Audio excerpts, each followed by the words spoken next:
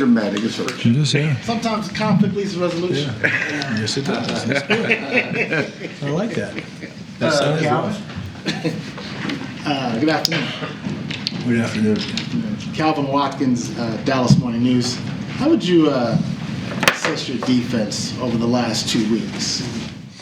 Well, I think I'd start with assessing our team, and I'd say our team hasn't done well enough the last 2 weeks. We've lost 2 games. I thought we've played well at times, but the execution was not what it was when we were winning 3 games in a row. I think that's what this league is about.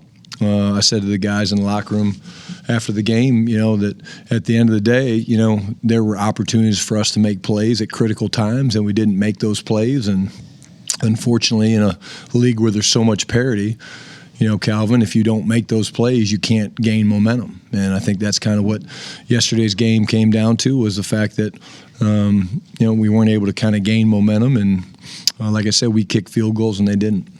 There's a lot of discussion after the game about the lack of pressure and even the lack of blitzing. What was the thought process there about not blitzing a young quarterback as much as we did? Yeah, we looked at it. We've talked a lot about that. Again, I think the biggest thing for us is we've got to affect the quarterback, and there's different ways to do it.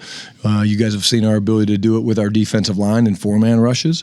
We have the 5-man line, but at the end of the day, we just didn't get home. And were there enough blitzes? Maybe, maybe not, but certainly we didn't affect the guy. And again, they were out there left tackle, and anytime that happens, it's hard. So we were close, but again, you got to get this guy on the ground, and we didn't do that. So we didn't do well enough in that regard. And conversely, we didn't do well enough protecting Dak. So again, I really feel like at the end of the day, this came down to pass protection was a big part of the game and how it swung. Clarence Hood, DLLS, Cowboys, you talk about protecting Dak. Did they do, with the blitzes, did they do things that surprised you, that they weren't on tape, or what was the issue with not? No, it was just they did a really good job, Clarence, of kind of showing down, and we put ourselves in 3rd and long. I think we had 7 of our 16 3rd and 4th downs were 7 or more, which allows them to do more disguising. And I just think that they kind of mixed it up, and we thought it was 0 on a couple times, and it was, and we thought it was 0 on a couple times, and it wasn't. And at the end of the day, I just think our execution was off, and I think I didn't do a great job adjusting, and that comes on me. And having looked at it this morning, we've got some really good answers that we feel good about, but it certainly doesn't help us get that game back. And so I have to own that from my seat. Going forward, how do you balance trying to win but also looking toward the future? Are you at that point where you want to evaluate some of the young guys for the future, or even the coaching staff for the future, or is it just all about winning? All about winning. It's always going to be all about winning, whether we're sitting at undefeated or wherever we are today. It's always going to be about winning, because again, our mantra and central theme of the program is compete every day, and kind of talk to the guys about that a little bit today, and we're not going to blink. We're not going to change who we are. We understand, where we sit, but we got a really good opportunity to play a really good football team this week in I want to say San Diego, but I won't, with the Chargers. Brian, Todd Archer with ESPN. On Trayvon stuff, we've asked you a few questions about there the last couple of weeks. He says he's healthy. He says he practiced last week and he was part of the game plan and was told what's been the breakdown in communication, or has there been in one? Well, again, I think, number one, Trayvon and I sat down and we had a very detailed conversation on Saturday. I told him not only the reasons why, but also the standards and expectations. So, again, I'm always going to have real conversations. I would never not play a player and not explain to them why they weren't going to play. I know he feels like he's ready, but in our long conversation, I thought I made it very clear. And so I'll leave it at that. You have to make a decision on him by Saturday. Does he have three practices to show you that does 3 practices enough to show you that? Oh, absolutely. Yeah, I mean, we know what a great player Trayvon is. And again, at the end of the day, it's a 3-week ramp up, 3-week process for a reason. And we're going to use all 3 of those weeks. I don't think there's been many where guys have come up. I know none have come up in the first week, but absolutely he does. And then Calvin asked you about the blitz stuff. In the last 2 games, you've sent pressure the first quarter. I 50-something% of the time, and then 20-something% of the time, and why such a disparity? Why in your blitz numbers after the first quarter? Yeah, again, I mean, I think it's the game flow is different. Again, I'm going to go back to this, Todd. I mean, at the end of the day, you have to affect the quarterback different ways, and we certainly, did that early on against both these teams, in terms of, if you remember the Detroit game, I thought early on that first drive, Goff was, kind of unsettled. And at the end of the day, we got to keep the pressure on guys, and that's part of doing that. And there's different ways to do that. But you don't have to blitz to always get pressure. If you're not getting home with your 4-man rush, then you have to blitz, or your 5-man pressures. And I think that's where we have to stay aggressive and stay on the attack. John Machota with The Athletic. How would you evaluate how Matt Eberflus has done this year as your DC? Yeah, again, I think, look, at the end of the day, I have a ton of confidence in Flus. I think he's a hell of a football coach. He's accomplished a lot in this league. We all should take ownership of where we are. This is not an offense, defense, special teams thing. This is the fact that we're, our record is what it is. And, we've played well at times, and then we haven't played very well at times. I know what the stats say. The stats are not very good. That's real, and I understand that. But at the end of the day, this is not just about Flus. This is about, me as the head coach, the offense and Dak and the defensive players and special teams and everybody. And so at the end of the day, our focus right now is, hey, let's go finish strong. Let's go play well this week. And again, we got 17 guaranteed ops, and we're going to maximize them all. And then with your offensive tackles, you go back and watch the game. Just what did you think of Nate Thomas and Terrence Steele? Yeah, again, I thought we didn't protect very well overall.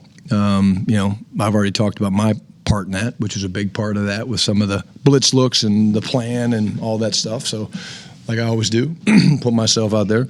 I thought our technique was a little bit poor with the tackles. We gave up inside leverage at times, and we're getting beat inside, which, again, a pocket, the way it's developed is from the inside out. It's kind of like a saucer, if you will. You want the A gap to be the firmest, then the B gap and the C gap. And when you get beat inside on spin moves, it obviously spooks the quarterback some.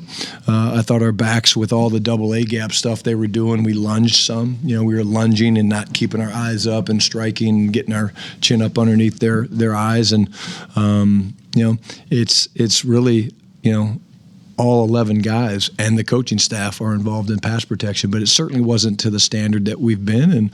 And, we've been really good against the blitz. And again, I'm going to say it. I said it last night. I have a ton of respect for Brian Flores and his defense and what he does, and he makes you work.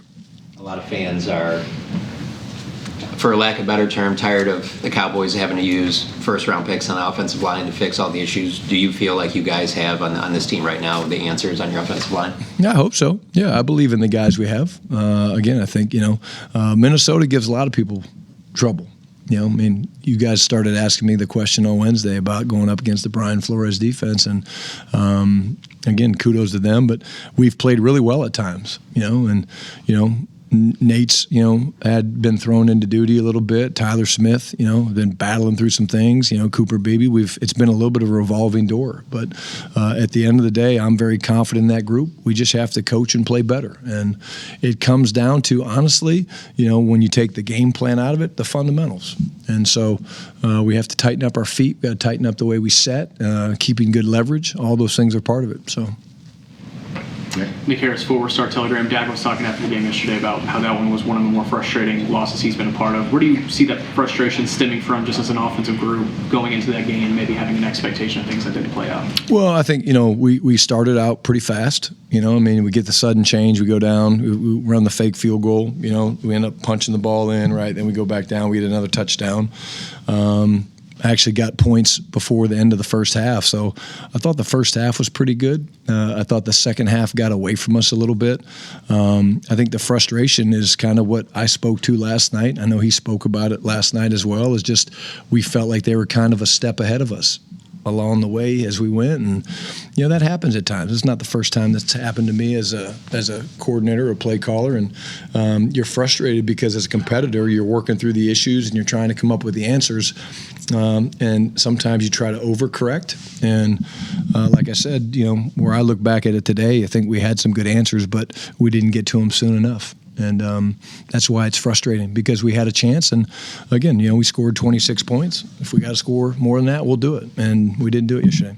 I know you guys have handled some personnel changes on defense throughout the year. Is this a time of year when you look at 3 guaranteed opportunities remaining where you maybe lean into trying some more things? I know you want to win. That was with Clarence's question, but do you maybe lean into it if it's closer to a 60-40 type of? Yeah, again, I mean, every week is different, Nick. You know what I'm saying? Every week we look at things differently. You just said, I'm going to say it again, we're going to compete every day. We want to win.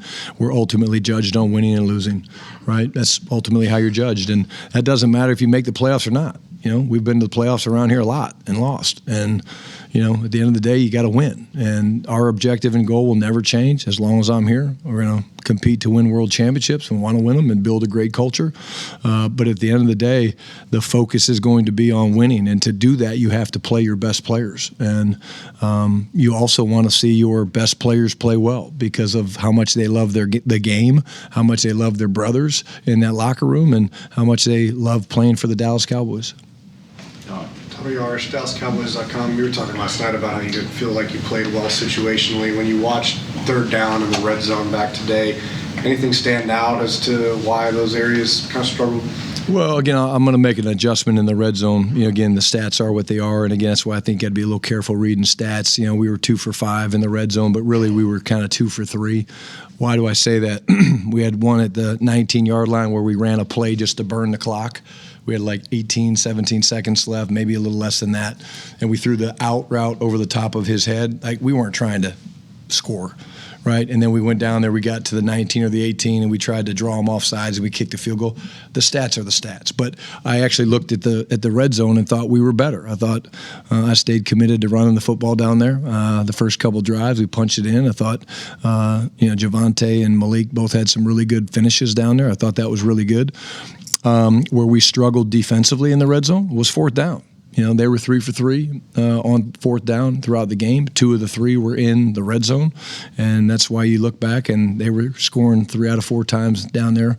Was our inability. We got them to fourth down. We just couldn't get them off the field. They had the one bootleg, where JJ comes clean, and then we had a coverage miss.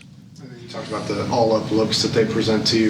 Is there a telltale sign or read that you can see, whether it be you or as the quarterback, when they're all up there and not moving until the snap of, okay, this guy's going to drop, or is that just part of the difficulty in going up against that? Yeah, you try to use your cadence. The answer is yes. You try to use your cadence. When you've got a guy that's almost my age as the free safety standing down there on the line of scrimmage, he's pretty good at not giving tells. And, he's seen a lot. He's been doing this for a long time. He's been doing this going back to when he first got drafted there with Zim. So I think he's, if not the best, one of the best.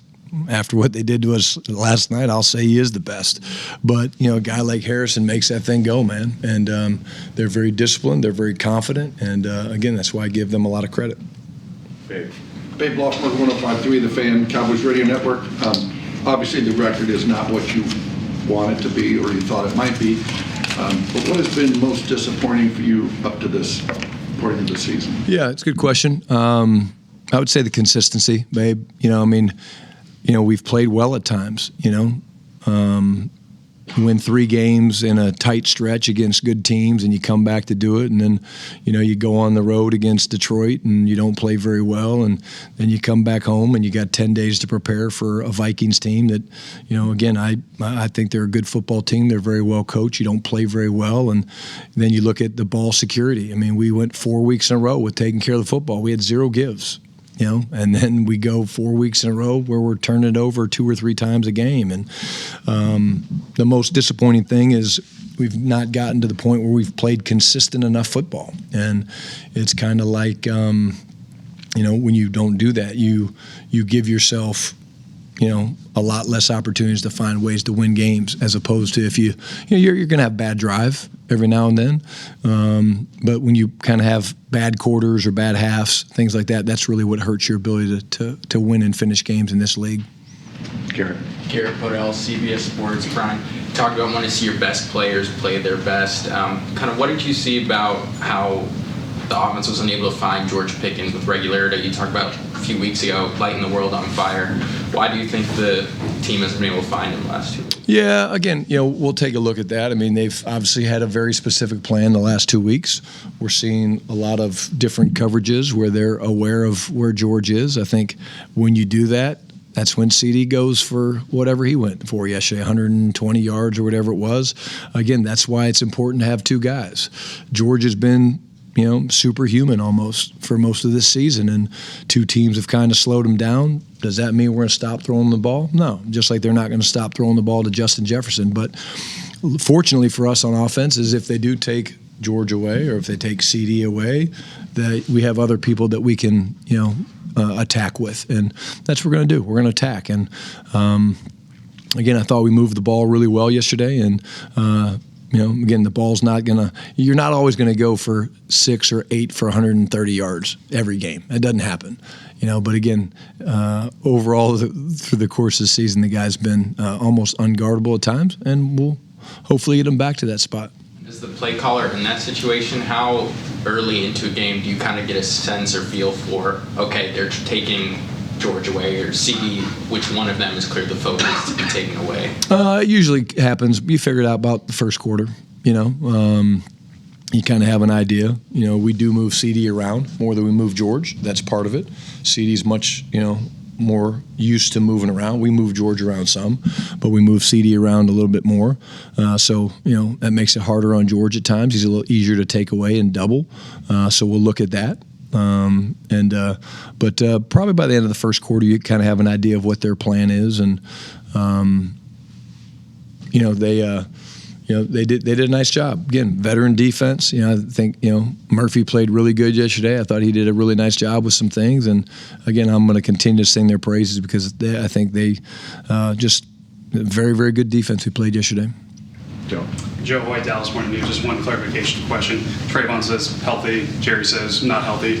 What do you guys, as a coaching staff, look at it as? Do you think it's healthy? I think he's moving around well. I don't think that's the only issue. Again, like I said, he and I had a very detailed conversation Saturday morning in my office, and we talked about the reasons. But more importantly for me, Joe, is the expectation, and that's not just an expectation for Trayvon. Okay, I'm going to make that very clear. It's an expectation for all of our guys, and the standard is the standard, and I do believe that. And again, like I said, I'm not going to not play a player without having a man-to-man conversation and have them not understand why. I think it's too important. I respect them too much and what they do and what they put into it and the competitors that they all are. And then weekly question about Logan Wilson, Kenneth Murray, just loading out the start. How did you think those two played? Yeah, again, I think at the end of the day, they both have traits we like. I think, none of us played well enough yesterday. I think, we have to be better. There's got to be better communication on all parts. It's not just them. But I'd say about the same. I think, both guys do things that we like. Both guys can improve in certain areas. And that's kind of pretty consistent throughout our football team right now. Bob. Quinnen, how is he doing today? Was he in the building? In the protocol, yep. He's doing pretty good. And then Hunter, same thing in the protocol. With a week for both those guys, does that make it more Next difficult? couple of days, we'll see. Next couple of days, these things are different. I mean, you guys all saw what happened to CD. I mean, and the next thing you know, he's out there Wednesday's practice, and you're kind of like, wow. So we'll see. But I will say this: I thought Q played outstanding yesterday. I mean, he was disruptive. He was everything that we thought he would be. So, hopefully, he's okay. One more Trayvon one, I guess. Has he bought into the culture you're trying to build?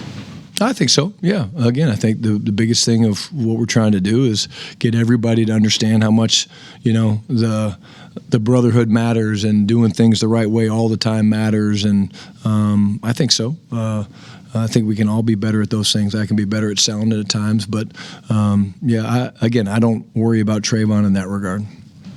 Yeah. Did you get a chance to talk to Trayvon today? No. 15 games in as a play caller, what have been the challenges for you? 14 games in. What have been the challenges that you've faced throughout the season, and what are maybe some successes you didn't anticipate having as a play caller as well? I think it's probably been staying consistent in the run game's probably been a challenge. We've run it really well. I thought we ran it really well yesterday. That's when you blitz a lot like they do, you open yourself up to run lanes, and I thought that's why I think we had 4 explosives, 4 or 5 over 11 yards yesterday. But staying consistent with the run game, I think, is big, and I think using our personnel the right way is something that I'm proud of and pleased in. But there's really every year is different. I've called plays for a long time in this league, and I think at the end of the day, the stats, I talk about them all the time. The stats are great, but I really don't care about the stats. I care about the wins, and that's what I'm probably the most disappointed in as we sit here where we are 6-7-1. And I think we're better than that as a football team, but our record is what it is, so you own it. Tyler Guyton, where's he at in his recovery? And you're hoping maybe this week is the week he comes back? Yeah, again, next couple of days will tell. I know you guys hate that answer, but again, I think he had a good day today is what it sounds like, and we'll see what that means. Again, a little tricky when you're big offensive lineman and you have to move around and block elite athletes, but today was a positive step, but we'll see how the next couple of days unfold. Good. Good. Thanks, guys.